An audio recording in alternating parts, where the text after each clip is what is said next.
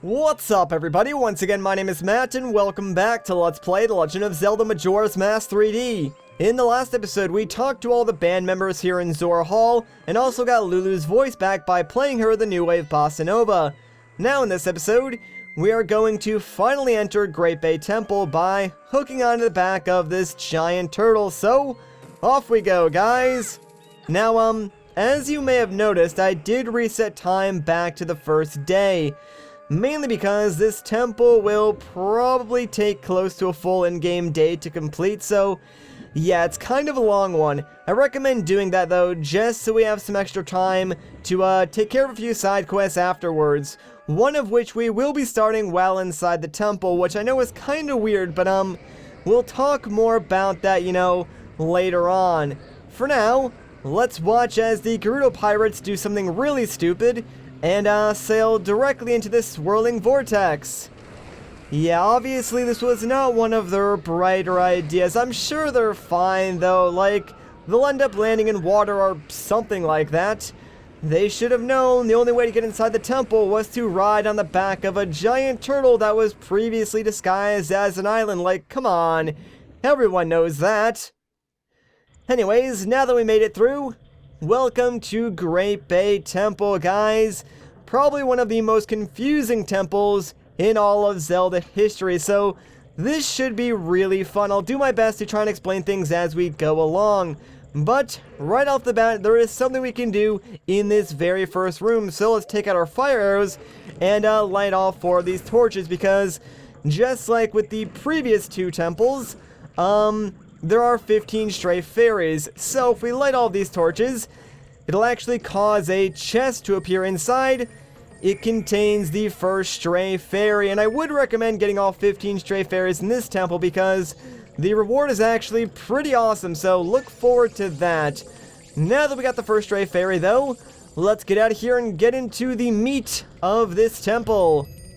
Whoa, that's a huge water wheel. It looks like it's turning because of the sheer force of the water coming through the pipe.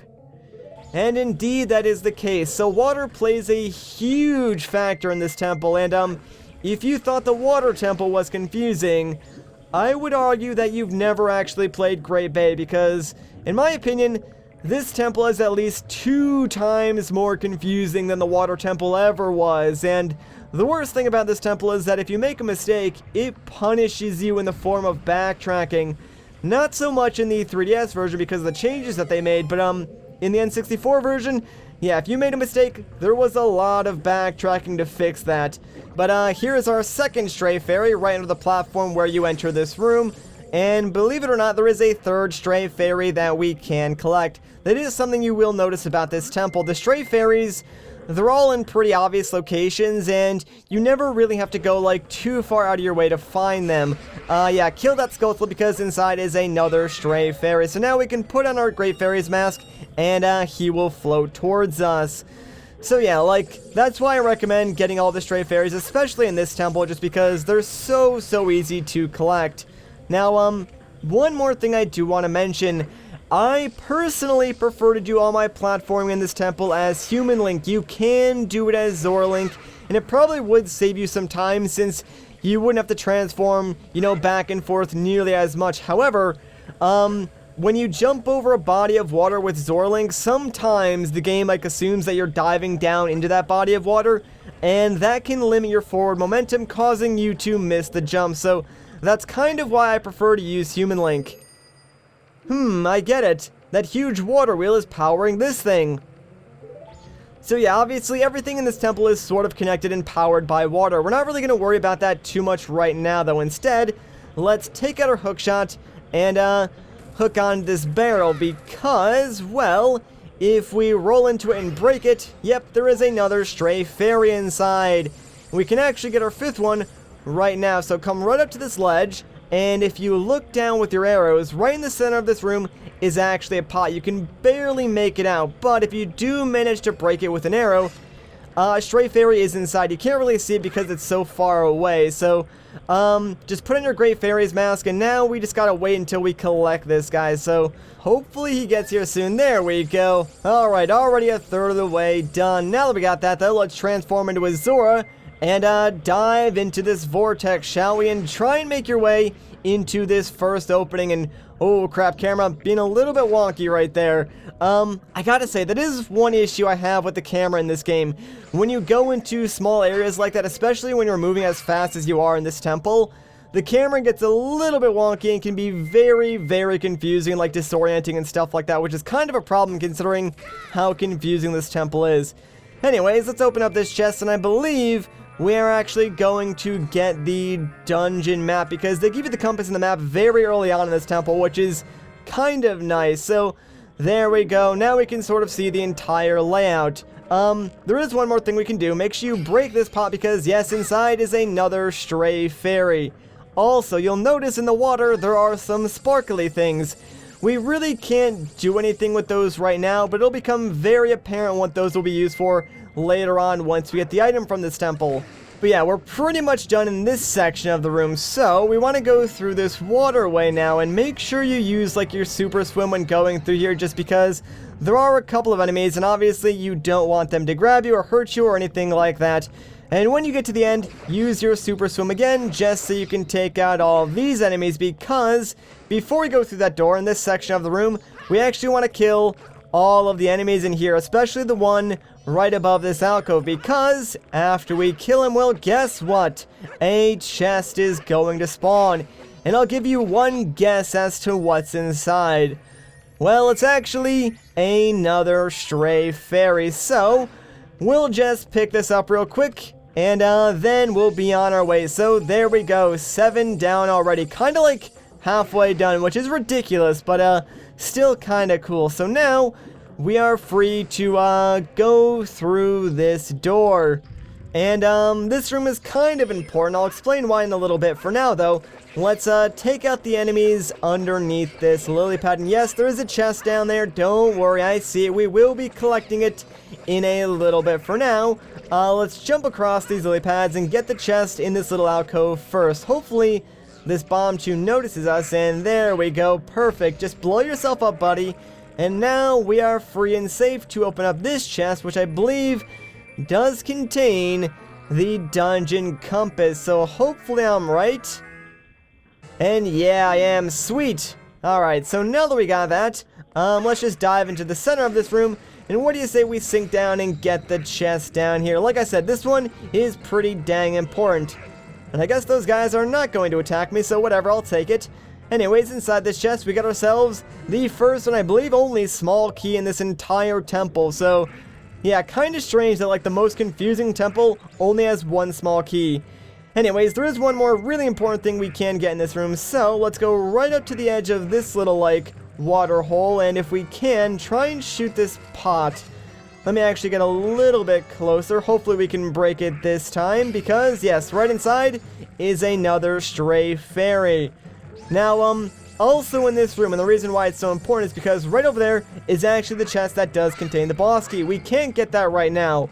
Well, I mean, technically we could by making use of a glitch, but doing that glitch doesn't really save us too much time or put us at, like, a major advantage, so we'll just come back here a little bit later on and pick that chest up normally.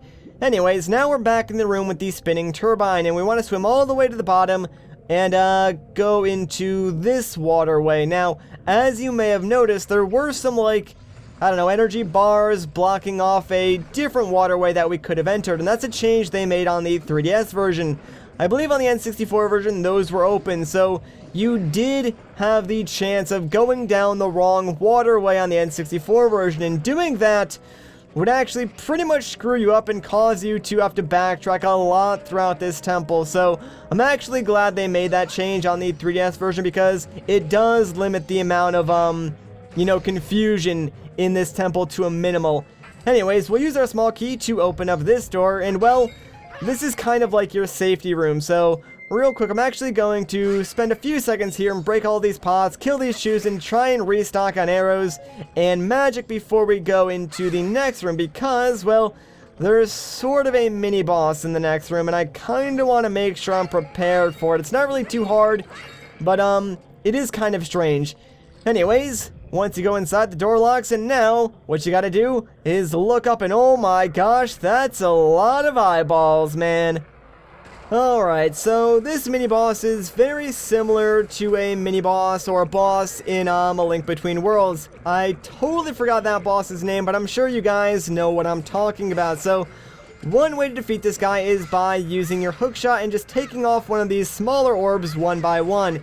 But you know what? That would take entirely too long, so the way that I like to fight this mini-boss is by going right underneath it and just spamming spin attacks. Now, this is a lot more dangerous because you potentially could take a ton of damage by doing the boss this way. Like, we're not doing too bad right now, but I've had it before where, like, I did that and took like 8 hearts of damage trying to kill this boss. So it might not be the smartest way to fight the boss, but it's definitely one of the quickest.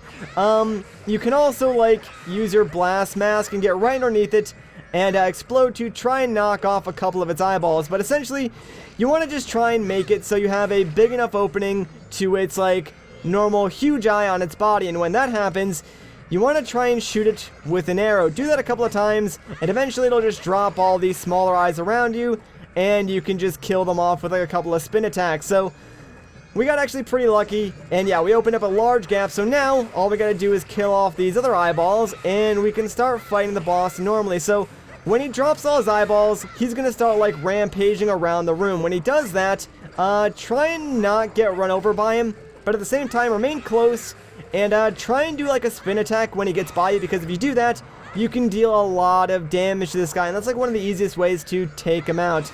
So there we go, we actually did it. Wow, that was actually a lot faster than I thought it was going to be. So sweet. And we only took like 4 hearts of damage too, so not too bad, man. Alright, that was actually one of my better runs of that boss. So now we are free to open up this chest, and guess what? This is already going to be the item from this temple. And it's the ice arrows, which are the counterpart to our fire arrows. So instead of melting things, we can freeze them now, which is pretty dang sweet. Alright, and thankfully all the pots and everything in this room do respawn, so now we can use them to, you know, refill our hearts, our magic, and our arrows and whatnot, because we will be using those a lot throughout this temple. So it's always a good idea to make sure you have enough stuff. We should be good now, so let's just get out of here. Now, something I haven't really explained yet is that the ice arrows, besides being able to freeze objects like the fire arrows, we can actually shoot them at enemies, and instead of killing them, what it will do is freeze them. So you'll notice that there is this conveniently blue Octorok over here. Well, if we shoot him with an ice arrow, yes, he just freezes into a giant block of ice, and now we should be able to reach the platform up here. And don't you dare shoot a rock at me. You are a jerkin for that. I must freeze you. Gosh dang it, man. But yeah, like I said, just freeze one of the Octoroks and use it to reach this platform up here, because there is another switch that we can pull to, you know, let the water flow into the rest of this pipe. And that's pretty much the gist of this temple, you know, just rotating switches. That way you can get water flowing into different areas of the temple. And anytime you see a switch, you pretty much always want to pull it, minus a few select switches early on in this temple. But for the most part, that's going to be your go-to whenever you see a switch. Anyways, that is not the right way. I actually had it right the first time, so let's swim through this waterway to get out of this room, and I believe this will take us, yeah, right back into the main turbine. And now, since we do have the ice arrows, we want to swim up again and go through the upper red pipe waterway that we went into a couple rooms ago, you know, back where we got the dungeon map. And the reason why we're coming back here is because, remember those sparkly things we saw in the water? Well, pretty much those are indicators of where you can shoot your ice arrows. Now, that's actually another change they made on the 3DS version. On the N64 version, I'm pretty sure you could just like shoot your ice arrows anywhere in the water and it would make a platform. But now, on the 3DS version, you can only shoot them at those sparkly areas in the temple to make ice platforms, which isn't really a big deal, but I'm not really sure why they changed that. Anyways, let's get this guy to come over here, because yes, we want to freeze him in place. That way we can use him to, whoops, hang on. We can use him to reach this upper platform where there is another switch that we need to pull. So get out of here, Bomb Chew. I'm telling you, man, Bombchus must have, like, a horrible life. They're just, like, a little tiny mouse, and then when they see someone that threatens them, their only form of defense is killing themselves. It's so sad. Poor Bombchus, man. I kind of feel bad, but, whatever. So there we go. We pushed that switch, and I'm pretty sure that is the last thing that we need to do for the red switches. So we're pretty much done with all that.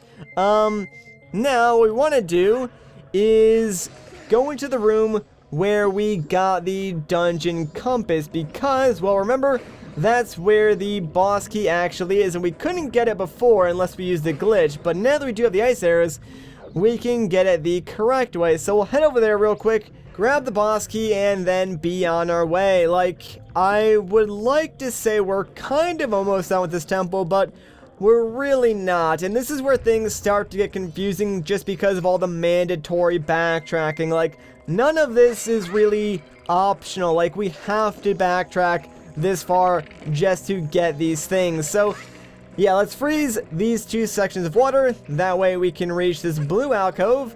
And, ooh, it's pretty icy over here, but thankfully if we break the ice, we can get some magic and other stuff we will need, because guess what? There are actually 2 mini-bosses in this dungeon, and the next one is right through here. Now, one change I do want to mention is that you can equip multiple different versions of your arrows at the same time, which is a change that you can't even do in Ocarina of Time 3D. Anyways, guess what? It's our good pal Gekko again, so we need to fight him. This time, things work a little bit differently. You're going to want your ice arrows and your normal arrows for this fight, though. So, to start things off, just try and get a clean shot on Gekko, and if you do that, what he's going to do is jump in the center of the room and gather all that goop. So now, just stand off to the side somewhere, because that goop is going to crash down, and make sure you do not get hit by that, because that does a ton of damage. But yeah, when it goes back up, just make sure you freeze it with your ice arrows, and then try and find a clean shot on Gekko again. That way you can sort of rinse and repeat this process until Gekko is dead. This really isn't that hard of a mini-boss. It's just like tedious, more or less. And actually, I'm not sure if I froze it at the right time. Oh, I guess I did. You can freeze the goop too early, and if you do that, it'll just sort of like fall back down, except I don't believe it crashes, so it gives like Gekko another opportunity to go back up to the ceiling and move around. Alright, so go back up, my friend, and that should be good. Not really sure how many times we actually need to hit him with our arrows, but I think it might be 6 or something like that. I guess we'll find out soon enough. Now, there are no like real phases to this fight either, so the boss fight is pretty predictable, but there we go. This might actually be the last hit. I haven't really been keeping track, so this is either like 5 or 6, I think, so we'll find out in a second here. And there we go, that does it, sweet. And yeah, just like last time, he turns into a normal frog. Now, remember how I said we were going to start a side quest in the middle of this temple? Well, this is where we're going to do it. So let's get our Gyorg's mask out, or Gyorg's mask, whatever you want to call it, and talk to this frog. Ah, Gyorg, it has been so long. What has brought you all this way? Could it be you came all this way looking for me? Ah, you need not say a thing. Upon seeing that face, I understand. I see, but I had heard that it was still winter in the mountains. When spring comes, I shall definitely go to the mountains, so let us meet again. Alright, so that is going to add the Reunite the Frog Choir event to our notebook. And I'm glad that we started this now since, well, that's probably one of the more annoying frogs to get. So now that we got it first, we don't need to worry about it. Anyways, now that is done, let's exit out the unlock door, because this is going to take us right to where the chest that contains the boss key is. So let's just grab this bad boy, and then we will be on our way. Alright, sweet. Now that we got that, guess what it's time to do? More backtracking. Hooray! So, we want to go back to the room with the main turbine, and we can do so by just taking this waterway. Now, before we go anywhere else, let's just try and swim up, because now that we do have the ice arrows, we can actually access one new area, and we want to go here first before we do anything else. And wow, that was a fantastic jump.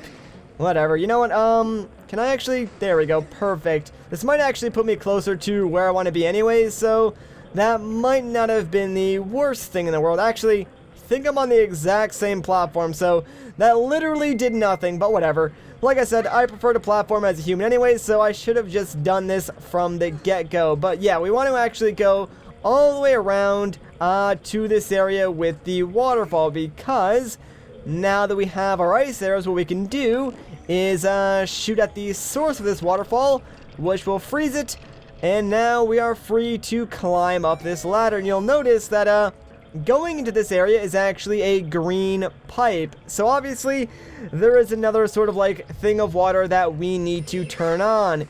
And I promise you guys, this is the last pipe that we need to worry about. In fact, if we follow this pipe all the way to the end, it'll take us to the boss door.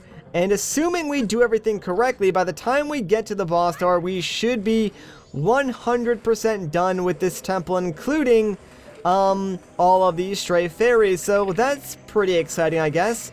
But to start things off, let's just jump over here and activate the green pipe. Now, after we do this, there will be a little bit of backtracking that we need to do, because there's something we gotta do in order to change the entire dynamic of the temple and get access to the new areas where this green pipe goes to. But before we leave this room, there's one more thing that we need to collect. There's actually a hidden chest that does contain a stray fairy, so we're gonna grab that real quick. And I really wish that barrel had arrows in it, because I kind of need those. I'd also really love to kill this Tektite, but neither of those things appear to be happening. So you know what, screw it, we're just gonna go for it and hope for the best. But yeah, create the two ice platforms over here, and hopefully we can just make it on this platform. And real quick, I do need my hook shot, because directly above us is actually a hidden ceiling. So if we can, gosh dang it, now we're screwed. Man, Tektite, you have to come at the worst possible times, and no platform, why have you forsaken me?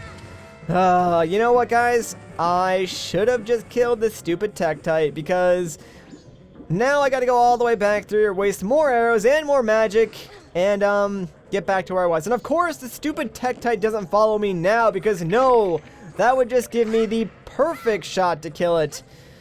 You know, this is just not going my way right now. And seriously, bombs? I don't even need bombs. Alright, can I kill you with my hook shot? No, that just brings you closer. That is perfect, because now you're in the same spot as you were before, and it's going to be incredibly hard to get a clear shot on you. So this is just perfect, man. How great is this? All right, please, can I kill you? There we go. Thank you. That was just like a series of unfortunate events, but let's try this again, and hopefully we don't screw it up this time, because I would like to, you know, get up through the fake ceiling, because right up here in the center of it is a chest, and guess what? Inside is a stray fairy, and I believe this is our 9th one. So yeah, I didn't forget about them. I know it's been a while since we picked up a stray fairy, but we should be able to get the remaining 6 very, very soon. So now that we're done in this room, what I want to do is make my way back to the very first room of this temple. Well, not the one with the turtle on it, the one with the giant, you know, water current. And it's actually almost the night of the first day, so we've been in here a while already, which is kind of insane. But now that we've activated the red pipe all the way, what we can do is hook shot onto this target, and we'll land on a water spout that only appears when you've activated the red pipe, and this will push us up and allow us to reach this red switch. So what we're gonna do is push this forward, and what this will do is allow the water to flow all the way out of the pipe right next to the yellow one, causing the water wheel to stop. So what that does is, in the next room over with the giant water wheel, there's no current now, but obviously we don't want that. So now we're going to turn this yellow switch, which I previously ignored, and turning this off will allow the red switch to push the water wheel and reverse the current, allowing us access to a whole new set of rooms. And I really hope that made sense because, understanding that is like a core principle of this temple, so if I didn't make much sense to you, I apologize, but that was like the best way that I could have explained it. I know I'm not really that articulate, but, I hope I got the point across. And if I didn't, you know, maybe once we go back in that room with the giant water wheel, it'll make more sense. And wow, these skeletons actually do respawn, so killing them was entirely pointless earlier on. Oh well, you live and you learn, I guess. Alright, so, yeah, now we gotta make our way back into the room with the giant water wheel, since we did just reverse the current. And, now some new areas will be opened up to us. So, essentially, let's turn back into Azora and, dive down. Seriously? Alright. Wow. Okay, cool, man.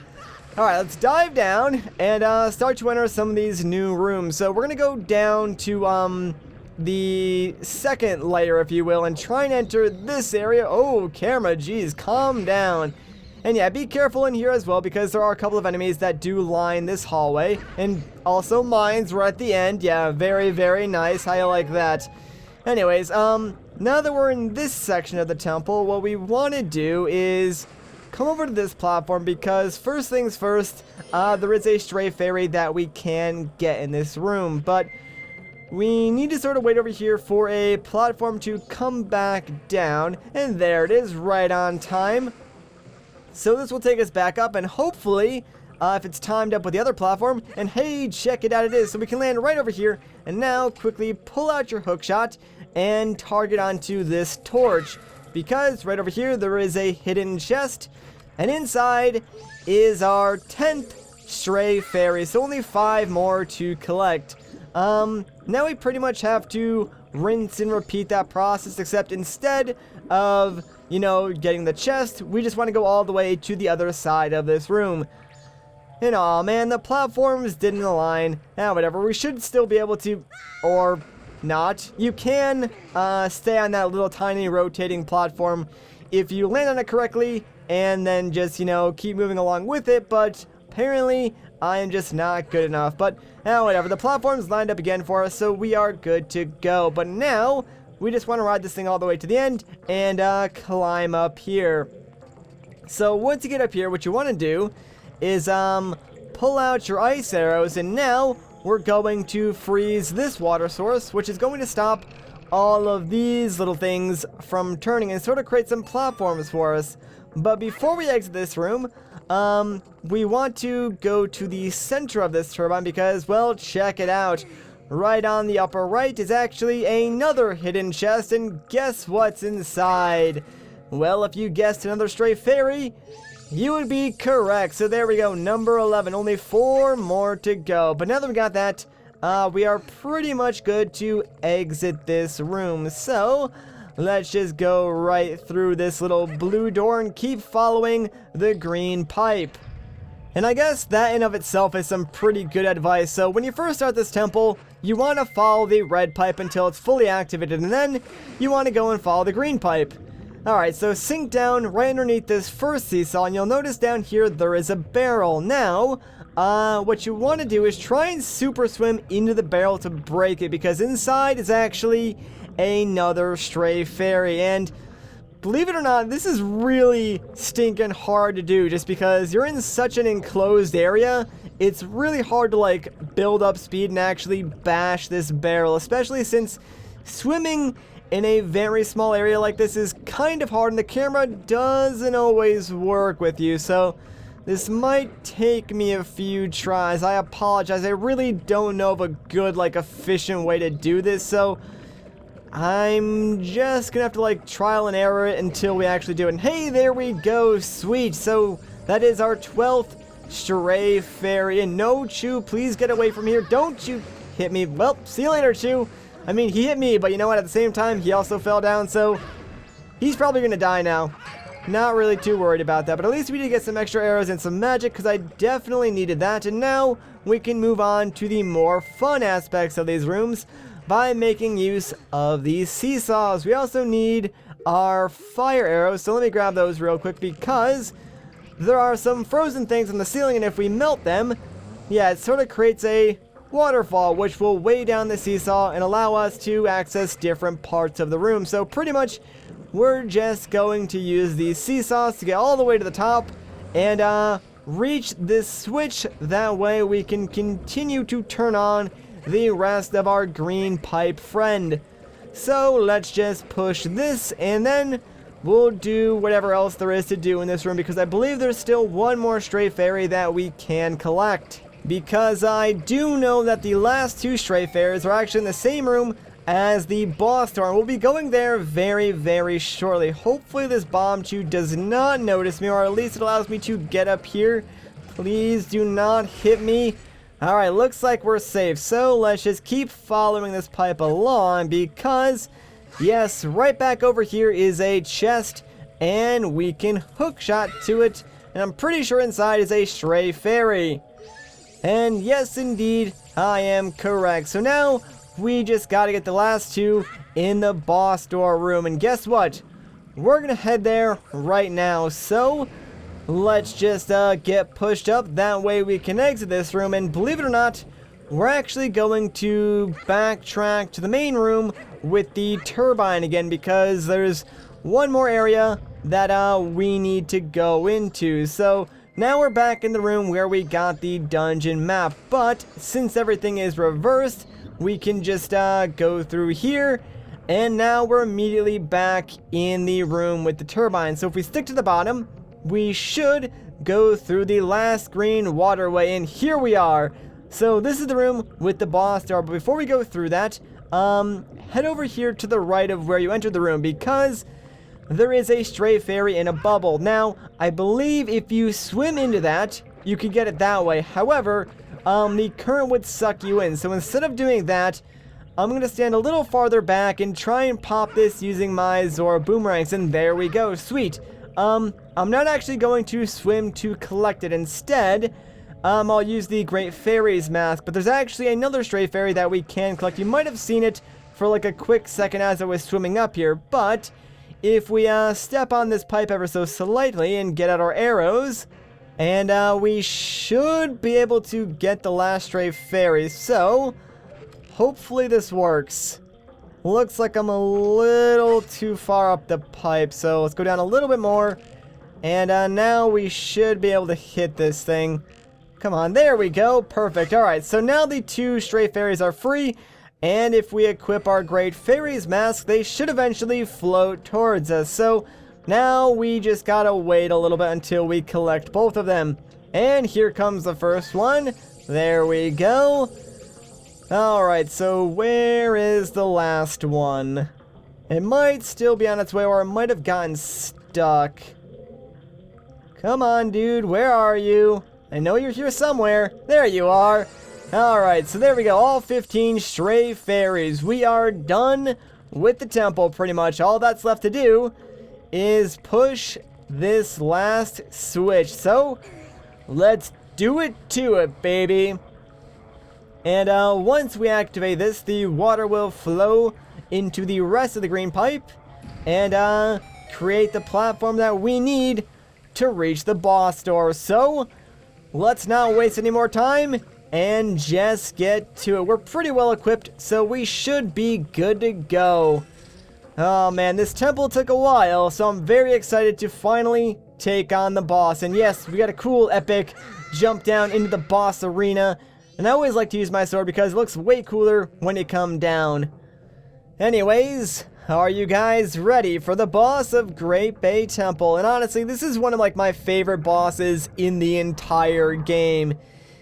It is the gargantuan masked fish, Gyorg. Now, a lot of people don't like Gyorg because, you know, they say he's hard or something like that, but, I don't really mind that he's difficult because he's stinking cool, man. Like, I don't know why I like Gyorg so much, I just do. Maybe it's because he's, like, so stupid looking, but, yeah, I just love Gyorg. So, anyways, to start things off, this battle is a lot different than on the N64. Like, they changed things up a lot, and honestly, for the better, I think, because they made it way more interesting. So, instead of just like being able to spam arrows, in the first section, yes, you do get to spam arrows into his side, and eventually his eyeball will appear, so you do want to hit that, and pretty much you rinse and repeat that method for the first phase of this boss battle. But the second phase is where it gets very, very interesting. Now, you can shoot Gyorg when he's underwater, and if you're good, you can normally get about like 5 hits in on him before he disappears for good. Also, when he jumps up on the stage, just roll around and try to avoid him. But I believe after like 5 hits in the side, he will show his eyeball, so just keep an eye out for him, and shoot him when you do see him. So I think he might, yeah, there we go, there's his eyeball, so we'll just put a couple more arrows into him, and there we go. You could use like fire arrows if you wanted to, and I believe that might do some more damage, but you kind of want to save your magic for the second half of this fight, and you'll see why once we get to it. So, oh, he's back on the stage again. Come on, Gyorg, do your worst. He can't even hit me, man. Not even close. Alright, where'd you go? There you are. And can I get some more hits in, please? Was that enough? Not too sure. Yes, indeed it was. Alright, so let's lay into his eyeball some more, and there we go. That's going to do it for phase 1 of this fight. So now we switch over to phase 2, and we're going to want to be a Zor for this because, yeah, the platform that we were kind of safe on, it sort of sinks down, and now we got to fight him underwater, and this is a lot of fun. It is worth mentioning that, like, this entire section right here is entirely new to the 3DS. Like, the platform in the center never went down on the N64 version, so all of this is, like, brand new. What you want to do, though, is try and stick close to Gyorg. Like, not too close, obviously, but close enough that you can see where he's stopping.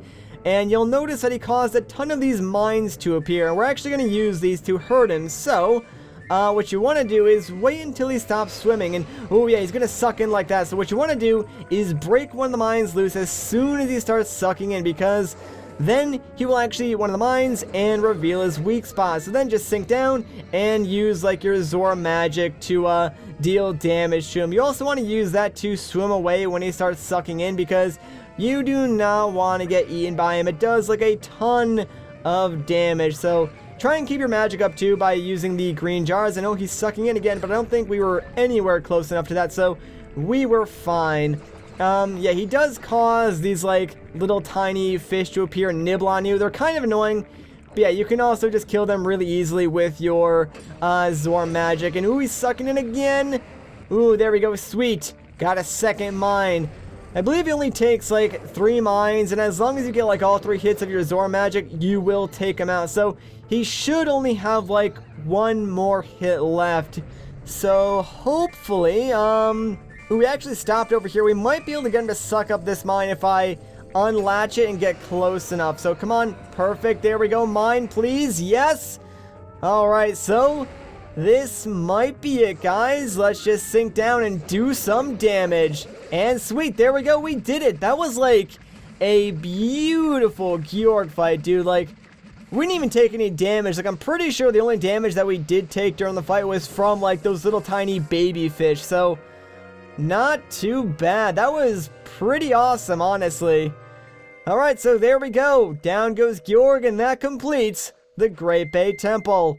All that's left to do is grab ourselves the 13th heart container, and of course, pick up Gyorg's remains. So there we go, we seized Gyorg's remains. In doing so, you freed the innocent spirit that was imprisoned within this dark mask. Alright. Let's get out of here, man. I am done with this temple. Oh man, that feels so good, dude, because Great Bay, it's a difficult temple, so beating it that smoothly definitely feels good, man. Like, I'm actually really happy about that. Hey, listen, we want you to lend us your power. If you just leave things as they are, something terrible will happen to this world. Surely you're the only ones who can stop it. That's what Tail was trying to tell us. Help our friend.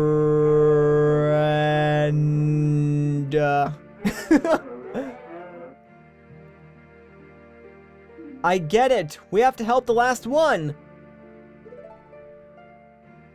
That would seem to be the case. Then promise us this. You'll cooperate with us.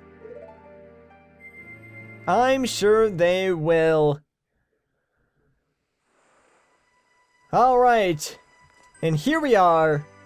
Back at Great Bay. Now the Zora warrior's soul can finally rest in peace. But the evil that haunts this land has not completely vanished, Link. I too must abide the laws of ancient times, and again merely watch from my deep slumber. I shall depart after enjoying Lulu's voice a bit longer. I think the gods can permit that. Alright, dude, have fun. But I think that's going to do it for this episode. So if you guys enjoyed this part, a like rating would be greatly appreciated. If you want to see more, consider subscribing. But once again, guys, my name is Matt. Thank you so much for watching, and I'll catch you in the next one.